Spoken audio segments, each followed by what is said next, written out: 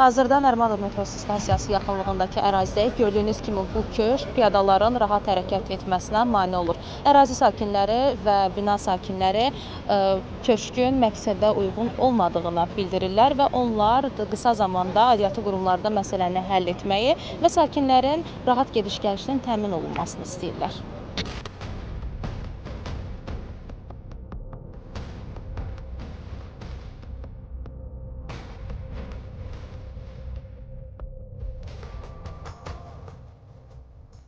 Bizim sakinlər buranın biz gəlmişik ki, cəmaatın gediş-gəlişi rahat olsun.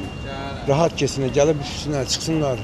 Bu tutqanı gecəni səhər tezdən gətirib qoyublar qaranlıq havalarına, saat 5-dən sonra. Cəmaat narazılığı, sakinlər narazılığı ki, yəni bunu buradan götürsünlər. Cəmaatın gediş-gəlişinin narazılığı var, mənasib törədir, imkan vermir.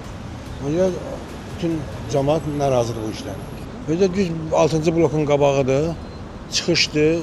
Taksi dəyənməyi yoxdur, böyründə velosiped dəyənməyi yerlər var, hamıya mənasib törədir burada. Ona görə bunu xahiş edib buradan götürəsiniz.